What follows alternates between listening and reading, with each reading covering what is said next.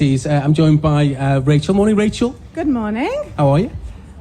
Not too bad, not too bad. Feeling a little bit frustrated lately, though. Let's discuss. A huge issue for me, my family, and I imagine many residents of the Wirral and further beyond, is the social care crisis that has been featured very, very little on the election campaign. Manifestos rarely speak about it, and when they do, they speak about dom care, they speak about community care. They don't address what is going on in the private sector and care homes. Do you think they haven't? Why do you think that is? Or do you think purposely they're avoiding it? Absolutely, it's too difficult. Care homes are largely run by private companies, often backed by property developers. The profit is extortionately high for these shareholders and the owners of these businesses, and it's too difficult for the government to try and address. So they avoid it and say, let's just try and keep people at home. We'll provide more dom care. We'll support the NHS. But for many, many people, staying at home just doesn't become an option anymore.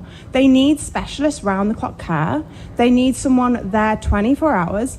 And after a while, it can become a bit too much for families who are trying to do it on their own.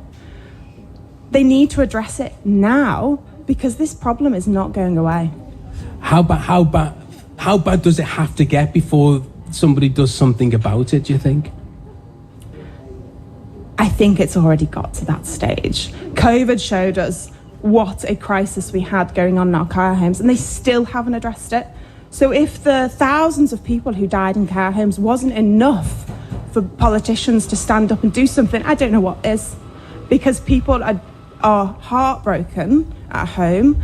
I've got first-hand experience with both grandmothers in care homes, one on the Wirral. One was over in Liverpool who sadly passed away a few months ago. Sorry to hear that. That's okay. And I am going to use the word burden because the financial burden, the cost of care homes puts on families is just devastating. We get contribution from the council, but that contribution from Wirral is £550 a week. They take £250 of my nan's pension, which is the whole pension each week. But the care homes charge £1,200 a week. So there's a gap. There's a gap of several £100s that we as a family have to find every week. And this has been going on for years. And every year, every April, the private companies who own these care homes put their fees up. And the council, the government, do nothing. Should the private companies take responsibility themselves, or should they be urged by government to change their policies, do you think? Regulation is minimal. Regulation on these private companies over their cost is minimal. Regulation over the quality of the care, over the staff, how they treat their staff. When you find great staff in these care homes, they should be keeping hold of them.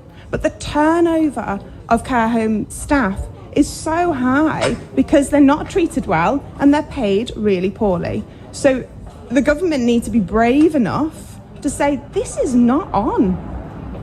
Okay, the reason why I like this hour of the show is because we can get people's responses, and I can feel the passion, the anger, the happiness, the frustration, all the emotions that are going through people's important matters that are important for them. So I'm really pleased that you've come down, Rachael. So this is your opportunity now to send a message out there, because people can listen to this back on BBC Sounds. So what's your message about social care to put it right? We need better regulation. We need brave MPs to take a stand, whether they have had experience of the care home sector or not. So I'm 36, right? So most people my age, hopefully, have not had to have that experience. And it's often only when they do, they realise there's an issue. We need people who aren't involved to say, I don't want this to happen to my mum, to my dad, to me.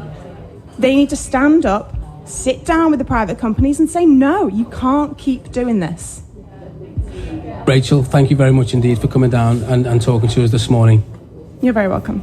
So Rachael's been here and she's talking about social care, and this hour it's all about what matters to you most. What are the things that are important to you?